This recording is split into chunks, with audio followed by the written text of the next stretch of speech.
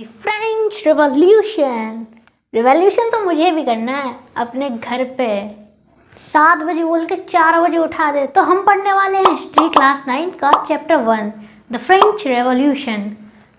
French revolution 14 जुलाई 1789 को हुआ था। अफवाह ये फैली थी फ्रांस के पेरिस शहर में कि राजा ने आदेश दिए हैं ओपन फायर के। तो जनता वहाँ की डर गई कि ऐसे कैसे। तो बहुत सारे लोग करीबन 7,000 men and women gathered at the town hall for what? In the search of arms. arms मतलब हथियार। हथियारों की खोज में जो वहाँ के लोग थे वो इकट्ठा होते हैं एक टाउन हॉल में, और जो ऑफिशियल्स डॉक्यूमेंट होते हैं उनको जला दिया जाता है। वो लोग हमला करने लगते हैं और उन्हीं में से एक ग्रुप होता है जो कि 100 से ज़्यादा मैन एंड वुमेन का होता है।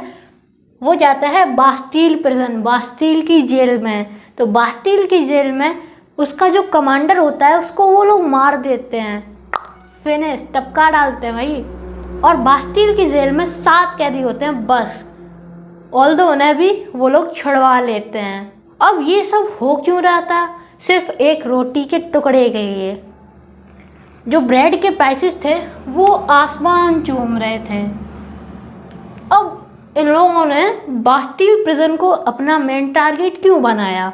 क्योंकि बास्टील की जेल पावर थी, किंग की पावर को डिपिक्ट करता था। इसी वजह से लोग जो है बास्टील की जेल को नफरत करते थे, इसलिए उसको उड़ा डाला। मगर अब ये सोचो कि ये सब ऐसी सिचुएशन आई कैसे? ब्रेड्स के दाम इतने कैसे बढ़ गए कि लोग इतना हंगामा करने लगे, राजा को ही मारने की सोच रहे थे? ऐसा हुआ क्यों? चलो देखते हैं। तो कहानी की शुरुआत कुछ इस प्रकार से होती है। 1774 में लुई 16 जो कि 20 इयर्स ओल्ड था, वो राजगद्दी पर बैठता है। और राजगद्दी पर बैठते ही उसे क्या पता चलता है कि खजाना तो बिल्कुल खाली पड़ा है। खाली कैसे हुआ खजाना? कि जो आगे के जो रूलर्स थे ना, उन्होंने अमेरिका की हेल्प की थी। उसको जो ब्रिटेन ने कॉलोनी बना रखा था उनसे आज़ाद होने के लिए अमेरिका ने 13 कॉलोनीज उसकी आज़ाद कराने के लिए फ्रांस ने उसकी हेल्प करने के लिए बहुत सारा कर्ज ले रखा था, जिसके वजह से उसका जो है खजाना उसको खाली मिला था। और लुई 16 ने ऑस्ट्रिया की राजकुमारी मैरी एंटोनिएट से विवाह किया था, जो कि ऑस्ट्रिया से थी, ऑस्ट्रेलिया नहीं, ऑस्ट्रिया से थी। ओके। और इनके जो गवर्नमेंट और स्टेट का जो एक्सपेंडिचर था, मतलब जो खर्चे थे, वो कहाँ कहाँ जाते थे? एक पैलेस था वर्साइल्स पैलेस, जो कि बहुत सुंदर था। उसके मेंटेनेंस के लिए बहुत सारा रुपए खर्च होता था। एक्चुअली रुपए नहीं, लिबर्स, इनकी करेंसी लिब्रस थी। लिब्रस बोलो या लीवर बोलो, कुछ भी बोल सकते हो। इन पे ना 2 बिलियन लिबर्स का डेबिट था जब इन्होंने अमेरिका की 13 कॉलोनी को इंडिपेंडेंस दिलाने के लिए क्रेडिट लिया था। जिन कंट्रीज़ ने फ्रांस को क्रेडिट दिया था, अब वो उन्हें वापस करने के लिए उन पर 10% इंटरेस्ट लगा रहे थे। कितना? 10% इंटरेस्ट ऑन लोन्स। जो भी लोन फ्रांस ने ले रखे थे उस पर 10% इंटरेस्ट लगा रहे थे। और खर्चा कहाँ जाता था? अब भाई और भी तो खर्चे होते हैं, जैसे आर्मी की मेंटेनेंस, ओके, गवर्नमेंट ऑफिस, बहुत सारे खर्चे होते हैं, जैसे कोर्ट वगैरह होता है। जिसका रिजल्ट क्या हुआ? जो इतने सारे खर्चे थे और फ्रांस की गवर्नमेंट जो है कर्जे में जा रही थी, तो इसका रिजल्ट इम्पैक्ट क्या पड़ता है कि बहुत ज़्यादा राजा को टैक्स इंक्रीज़ करना पड़ता है। क्योंकि राजा डिपेंड किस पे है, किस पे निर्भर है टैक्स के लिए? थर्ड स्टेट के लोगों पर। सिर्फ थर्ड स्टेट के लोग ही थे जो टैक्स देते थे, बाकी फर्स्ट स्टेट और सेकंड स्टेट टैक्स नहीं देते थे। फ्रांस की सोसाइटी कैसी थी? फ्रांस की सोसाइटी 3 एस्टेट्स में डिवाइडेड थी। फर्स्ट एस्टेट्स में क्लर्जी आते थे, और सेकंड स्टेट में नोबिलिटी आते थे। इन दोनों एस्टेट्स को एक फ़ायदा था, प्रिविलेजेस बाई बर्थ, मतलब जन्म से कुछ विशेष अधिकार इन्हें प्राप्त थे। जैसे इनको टैक्स नहीं भरना पड़ता था, इन्हें फ्रीडम थी, इनके पास काफ़ी बेनिफिट्स थे। वहीं जो थर्ड स्टेट के लोग थे उनमें बाकी सारे बचे हुए लोग आते थे, चाहे वो पीजेंट हो, मतलब फार्मर, किसान, सर्वेंट्स हो या टीचर हो, कोई भी हो, बिजनेसमैन हुआ, कोई भी हो, बाकी के सारे बच्चे थर्ड एस्टेट में आते थे जिन्हें टैक्स पे करना पड़ता था। ये दो प्रकार के टैक्स पे करते थे। एक तो टैल था जो कि डायरेक्ट गवर्नमेंट को देना पड़ता था, और एक था टिथ जिसे धार्मिक कर भी बोलते हैं, ये चर्च को देना पड़ता था। थर्ड एस्टेट के लोगों को ये चर्च को देना पड़ता था। स्क्रीनशॉट ले सकते हैं आप। एक तो लोग पहले से ही टैक्स नहीं दे पा रहे थे और ऊपर से इस राजा ने टैक्स और भी बढ़ा दिए, तो कंडीशन जो है बहुत ही ख़राब होती गई। क्यों होती गई? क्योंकि टैक्स जो है बहुत ज़्यादा हो गए थे, लोग टैक्स पे नहीं कर पा रहे थे। पॉपुलेशन जो है फ्रांस में एकदम से रफ्तार पकड़ जाती है। फ्रांस की पॉपुलेशन 1715 में 23 बिलियन थी, और वहीं 1789 में फ्रांस की पॉपुलेशन 28 बिलियन हो जाती है। अब जब पॉपुलेशन बढ़ जाएगी तो खाने वाले लोग भी तो बढ़ेंगे, तो यहीं पर फूड ग्रेन में जो है इंक्रीज इन डिमांड हो जाती है। डिमांड ज़्यादा है, सप्लाई कम है, तो ब्रेड के जो प्राइसेस हैं बहुत ज़्यादा बढ़ जाते हैं कि इन्हें खरीदने के लिए लोग लाइनें लगा रहे हैं, पर फिर भी उन्हें नहीं मिल रहा है। ठीक है, जो रिच लोग हैं वो और ज़्यादा रिच हो जाते हैं, और पुअर लोग और भी पुअर होते जा रहे हैं, अमीर लोग और अमीर होते जा रहे हैं, और गरीब और गरीब होते जा रहे हैं। इन सब के बीच में उन्हें एक ज़रूरत थी किसी मसीहा की, और वो मसीहा बनकर हमारे आते हैं मिडिल क्लास। एक नया वर्ग का उदय होता है, मिडिल क्लास वर्ग का। ये जो है सोशल ग्रुप्स बनाते हैं। सोशल ग्रुप्स इनमें है फर्स्ट जॉन लॉक के, सेकंड है जीन जैक्यूज रोसिया, इनकी एक बुक है टू ट्रीटीज ऑफ गवर्नमेंट। ये तीनों अच्छे से याद कर लेना, और इन दोनों लोगों की बुक भी बहुत अच्छे से याद कर लेना। 1 मार्क MCQs में ये क्वेश्चन जरूर आते हैं। जीन जैक्यूज रोसिया की एक बुक थी, उसका नाम था टू ट्रीटीज ऑफ गवर्नमेंट। वहीं मोंटेस्क्यू की बुक का नाम था the spirit of the laws, जिसमें उन्होंने बताया था कि लेजिस्लेटिव, एग्जीक्यूटिव और जुडिशरी सिस्टम, फ्यूडल सिस्टम के बारे में उन्होंने नॉलेज दी थी। लेजिस्लेटिव का काम क्या होता है? कानून या लॉज को बनाना। एग्जीक्यूटिव का काम क्या होता है? ये देखना कि काम हो रहा है, लॉज फॉलो हो रहे हैं या नहीं। अगर नहीं हो रहे हैं तो उन पर कार्रवाई करने का काम कौन करती है? जुडिशरी करती है। यही सिस्टम जो है हमारी इंडिया में भी है। ये तीनों फिलोसोफर्स बहुत फेमस चर्चित फिलोसोफर्स थे, और भी फिलोसोफर्स थे। इन सभी फिलोसोफर्स के जो आइडियाज़ थे, ideas of philosophers were discussed in shops, books, newspaper. इन सभी फिलोसोफर्स के आइडियाज़ डिस्कस किए जाने लगे, चाहे कि नुक्कड़ से लेकर ठेले तक इनके जो विचार थे वो एक दूसरे लोगों से पहुंचने लगे, जिससे जो लोग थे फ्रांस के वो थोड़े नॉलेजेबल बने, उन्हें अपने अधिकार का पता चले कि उनका शोषण किया जा रहा है राजा के द्वारा। लोग वैसे भी एकदम परेशान थे, टैक्स वगैरह सब बढ़ गया था, उनके हाथों में कुछ नहीं था, वो बहुत ही राजा से टेंस्ड थे। अब लगी थी आग पहले से ही, तो फिलोसफर्स ने एक रास्ता दिखा दिया कि ऐसे तुम अपनी आग को और बड़ा कर सकते हो। तो यहीं से होता है outbreak of French revolution. Starting में जो तुम्हें स्टोरी सुनाई थी बास्टिल की, तो उसकी टैक्स बढ़ने की वजह तो तुमने जान ली। अब टैक्स बढ़ाया कैसे गया था, और बाकी के जो आगे जो डिटेल में है वो हम इधर देखेंगे। टैक्स बढ़ाने के लिए राजा को बुलानी पड़ती थी मीटिंग एस्टेट जनरल की। राजा अकेले टैक्स नहीं बढ़ा सकता था, उसको एस्टेट जनरल की जो है मीटिंग बुलानी पड़ती थी टैक्स बढ़ाने के लिए, जिसकी मीटिंग लास्ट में 1640 में हुई थी। अब जो मीटिंग बुलाता है वो होता है लुईस 16, जो कि मीटिंग बुलाता है 5 मई 1789 में। अब मीटिंग के कुछ रूल्स थे, कुछ क्राइटेरिया था। जो फर्स्ट एस्टेट के लोग थे वो 300 रिप्रेजेंटेटिव भेजते हैं, और सेकंड एस्टेट के लोग 300 रिप्रेजेंटेटिव भेजते हैं, और थर्ड एस्टेट के लोग अपने 600 रिप्रेजेंटेटिव्स भेजते हैं। थर्ड एस्टेट में केवल एजुकेटेड और वेल नॉलेजेबल पर्सन ही अलाउड थे, कोई पीजेंट्स वगैरह अलाउड नहीं थे। प्रॉब्लम यहाँ पर आती है कि फर्स्ट एस्टेट के पास एक वोट था, सेकंड एस्टेट के पास भी एक वोट था, और थर्ड एस्टेट के पास भी एक वोट था। कुल मिला के 3 वोट थे। जब इन दोनों को टैक्स पे ही नहीं करना पड़ता है तो ये तो अपना वोट दे देंगे ना राजा को, तो मिला के इन दोनों के 2 वोट, तो जीतेगा कौन?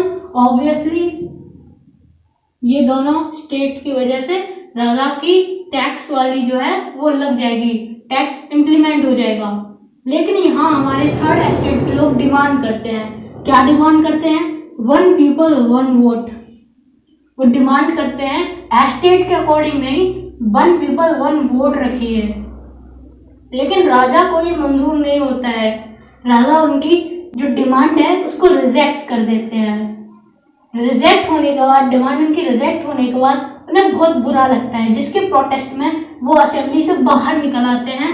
दे walked out from the assembly and 20 जून को वो नेशनल असेंबली बनाते हैं। क्या बनाते हैं? 20 जून को वो नेशनल असेंबली ग्रुप बनाते हैं, जो कि काम करता है कॉन्स्टिट्यूशन बनाने का, वहाँ का संविधान बनाने का। और कॉन्स्टिट्यूशन बनाने का जो मेन पर्पस था उनका, वो था लिमिट पावर्स ऑफ किंग। जो राजा है उसकी पावर जो है उनको कम से कम करना। नेशनल असेंबली के कुछ मेन लीडर्स थे, वो थे मिराबियू एंड अबेसियस। यार कैसे कैसे नाम रखते हैं, है ना? इनसे अच्छे नाम तो अपने साउथ के हैं। अबेसियस ने एक पैम्फलेट बनाया था जिसका टाइटल था व्हाट इज थर्ड स्टेट। अब ये दोनों फिलोसफर्स या लीडर्स स्पीचेस देते हैं, बहुत तगड़े तगड़े भाषण देते हैं, लोगों को उनके राइट्स समझाते हैं, उनके अंदर एक आग लगा देते हैं, आक्रोश पैदा हो जाता है। वही आक्रोश हमें यहाँ पर 14 जुलाई 1789 को देखने को मिलते हैं, जब बहुत ही कड़ाके की ठंड पड़ने के कारण वहाँ का जो क्रॉप था वो डिस्ट्रॉयड हो जाता है, वहाँ की फसल जो है खराब हो जाती है, जिसकी वजह से वहाँ के लोगों को खाने का सामान, ब्रेड मिल ही नहीं रहा था। जब लोगों को खाना नहीं मिलेगा तो आक्रोश तो आएगा ही ना। वहाँ की जो भीड़ है बहुत ही गुस्सा आ जाती है, बहुत ही एंग्री हो जाती है, जिसकी वजह से वहाँ पर बास्तिल के किले में जो स्टोरी अभी सुनाई थी वहीं की बात चल रही है अभी। 14 जुलाई 1789 को वो रिवॉल्यूशन कर देते हैं। अब जो कॉन्स्टिट्यूशन ये लोग बना रहे थे, लास्ट में जाके इस रिवॉल्यूशन की वजह से लुईस 16 को ये कॉन्स्टिट्यूशन एक्सेप्ट करना ही पड़ता है। अब इस कॉन्स्टिट्यूशन में क्या था? नो मोर बर्थ प्रिविलेजेस। जो first estate and second estate को प्रिविलेजेस बाय बर्थ मिले थे उनका एंड कर दिया गया, और जो चर्च टिप्स लेता था, टैक्स लेता था थर्ड एस्टेट के लोगों से, वो भी खत्म कर दिया गया। और जो लैंड चर्च के लोग ओन किए थे उसको बांट दिया गया लोगों में। नेशनल असेंबली ने अपनी जो कॉन्स्टिट्यूशन का ड्राफ्ट था वो कंप्लीट कर लिया था। पावर्स जो हैं अब एक इंसान के पास नहीं थी, या एक रूलर या किंग के पास नहीं थी। पावर्स जो हैं वो डिवाइडेड हो गई थी। जैसा कि मैंने बताया था आपको, पावर्स जो हैं वो 3 पार्ट्स में डिवाइड हो गई थी, legislative, executive and judiciary.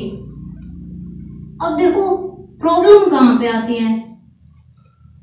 France में कॉन्स्टिट्यूशन तो आया, पर अभी भी फ्रांस मोनार्की, कॉन्स्टिट्यूशनल मोनार्की था, ना कि एक रिपब्लिक था। वहां पर अभी भी राजा का राज चल रहा था, ना कि लोग उसे चुन रहे थे।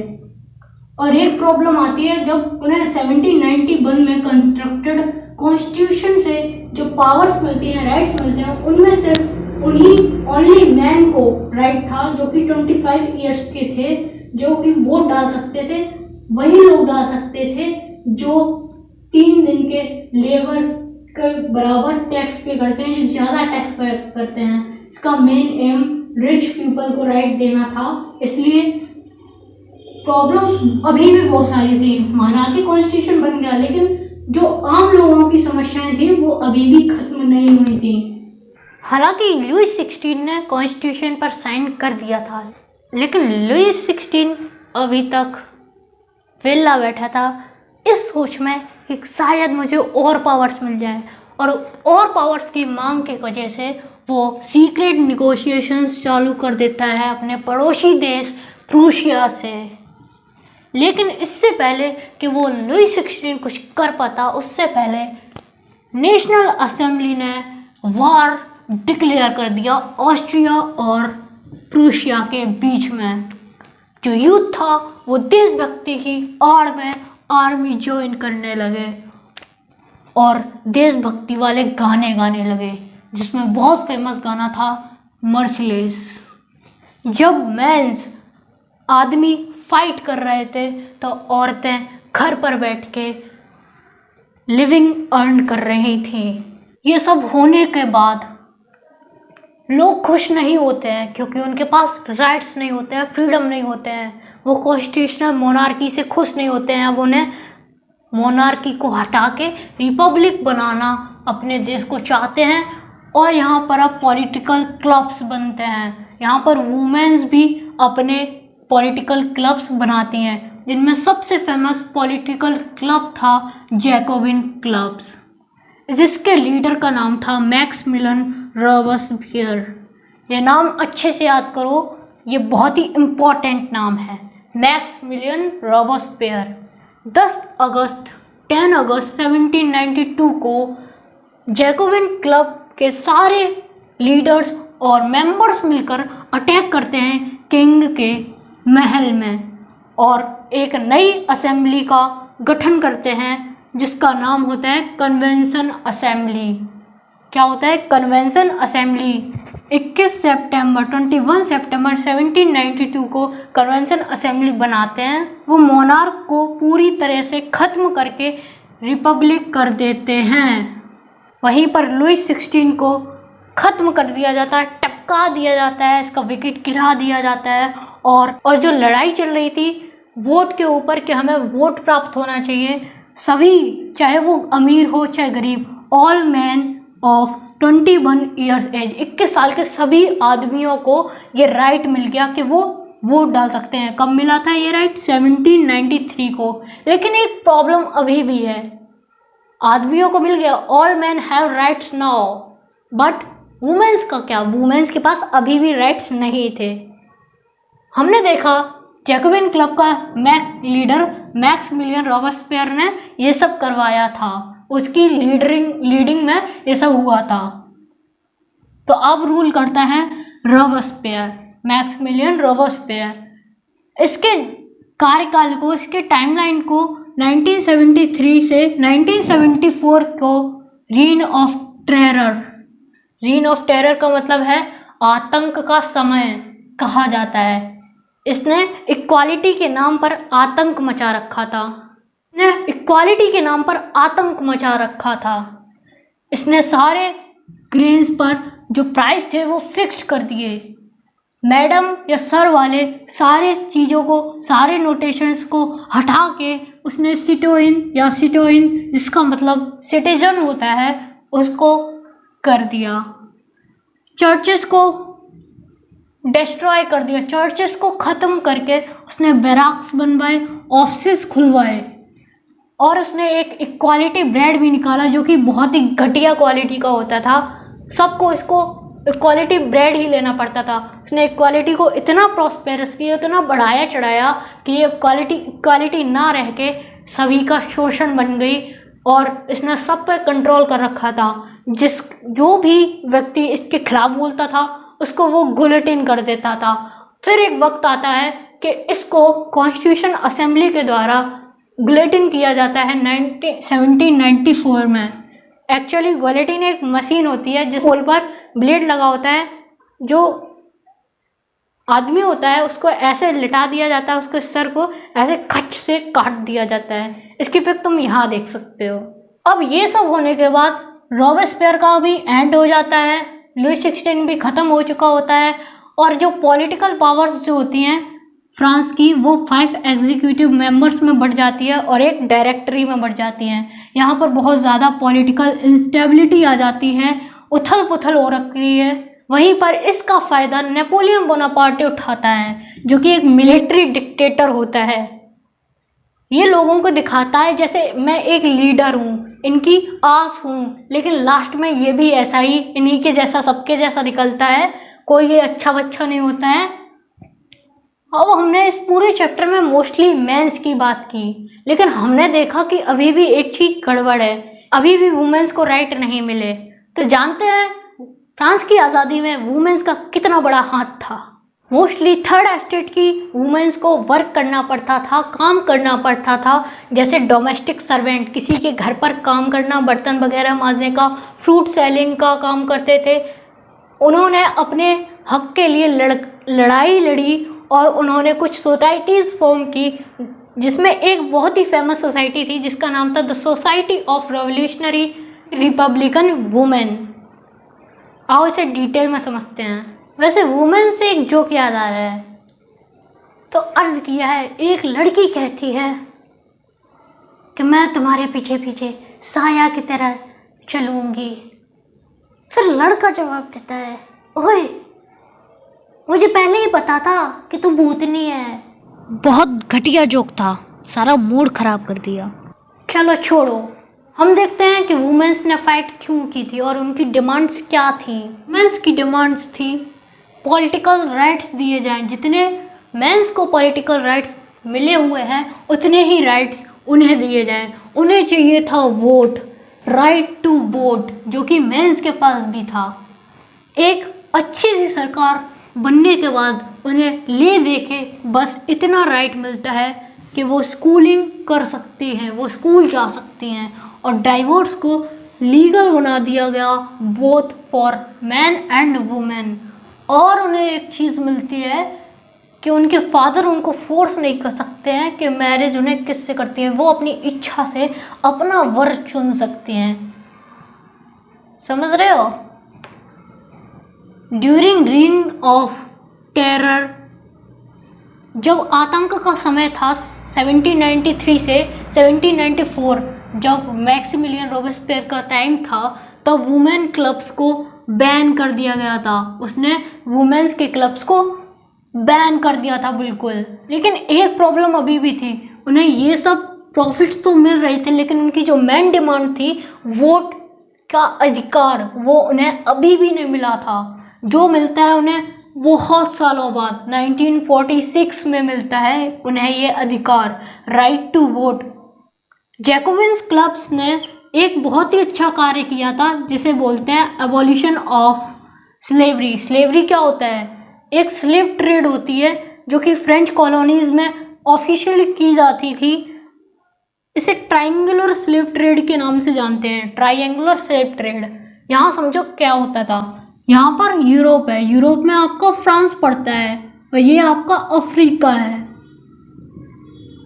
यूरोप के मर्चेंट्स अफ्रीका जाते थे, यहाँ के जो लोकल चीफ्टेंस थे उनसे स्लेव्स खरीद कर, गुलाम खरीद कर, उन्हें पेटी में बांध कर, एक तरह के सामान जैसे बांधा जाता है वैसे उनको खदेड़ कर यहाँ पर फेंक दिया करते थे प्लांटेशन ओनर के पास, अमेरिका के करेबिया के पास।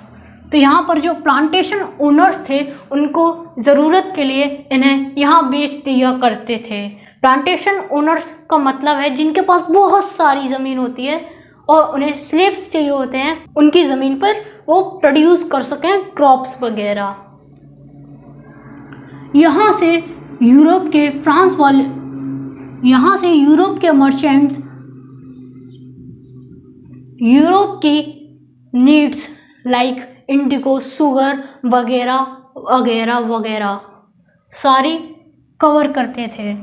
जैकोबिन्स क्लब्स के दौरान तो स्लेव ट्रेड खत्म हो गया था, लेकिन फिर आता है नेपोलियन बोनापार्ट जो कि इसे फिर से री इंट्रोड्यूस कर देता है। लास्ट में 1848 में इसको पूरी तरह फुली कंप्लीटेड खत्म कर दिया जाता है स्लेवरी को।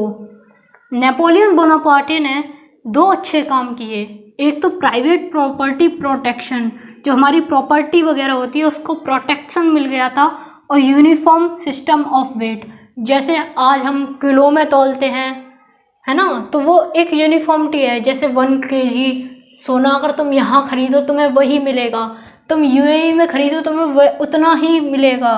एक यूनिफॉर्म सिस्टम है वेट का, वो इंट्रोड्यूस किया था। 1789 को एवोल्यूशन हुआ था सेंसरशिप का। तो तुम्हारे चैप्टर के एंड के साथ मेरा ज्ञान यहीं पर खत्म होता है।